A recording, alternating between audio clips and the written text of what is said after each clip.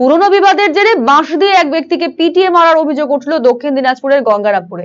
মৃত ব্যক্তির নাম শ্যামল অধিকারী, বাড়ি পশ্চিম জয়পুর মহন্তপাড়া এলাকায়। তার সঙ্গে প্রতিবেশী নীলু মহন্তের দীর্ঘদিন ধরে বিবাদ চলছিল।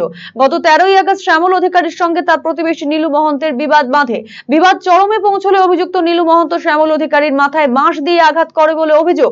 আশঙ্কাজনক অবস্থায় মালদার একটি বেসরকারি নার্সিংহোমে চিকিৎসারত অবস্থায় গত 21শে আগস্ট শ্যামল অধিকারীর মৃত্যু হয়। এরপর বৃহস্পতিবার ময়নাতদন্তের জন্য মৃতদেহ বালুরঘাট জেলা হাসপাতালে পাঠায় গঙ্গারামপুর থানার পুলিশ। এই ঘটনার প্রেক্ষিতে গত 14ই আগস্ট গঙ্গারামপুর থানায় নীলু মহন্ত সহ বেশ কয়েকজনের বিরুদ্ধে লিখিত অভিযোগ দায়ের করা হয়। লিখিত অভিযোগের ভিত্তিতে গত বুধবার রাতে মূল অভিযুক্ত নীলু মহন্তকে গ্রেফতার করে গঙ্গারামপুর থানার পুলিশ।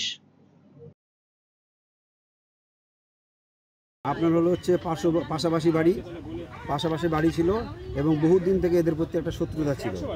সেই শত্রুতার কারণে এবং কথা কাটাকাটি হয়। ও একটা ছোটো মোটো ব্যবসা করে, ভুজিয়া জিলাপির দোকান করে। করার পরে আপনার হলো হচ্ছে ও মাল নামাচ্ছিল। ইতি কথা কাটাকাটি হওয়ার পরে ও বাইরে আসে হলো হচ্ছে মারার পরে মাথাতে মারে। প্রথমে রড দিয়ে মারার পরে হচ্ছে ঘাড়ে স্পট একটা দাগ আছে এখানে। তারপরে মাথাতে মারার পরে ওখানে উল্টে পড়ে যায় পরে ওখানে রক্তবমি হয় এবং পাড়ার ছেলেরা আপনার কালদিঘি হাসপাতালে ভর্তি করে। গ্রেপ্তার করা হয়েছে। যে মেরেছিল তাকে হচ্ছে আপনার ও স্যালেন্ডার করেছে। থানা ওখানে গিয়েছিল 2-3বার করে, পায়নি। লাস্টেও ও নিজে এসে এখানে স্যালেন্ডার করেছে থানাতে। বাকি অভিযুক্তরা কি ধরা পড়েছে? বাকি অভিযুক্তরা ধরেনি। এবং যেটা দিয়ে মেরেছিল সেই লাঠিটা প্রশাসন নিয়ে এসছে ওদের বাড়ি থেকে গিয়ে। চাইছি ওর এবং কঠোরতম শাস্তি চাই। কারণ হচ্ছে মারাই গেছে।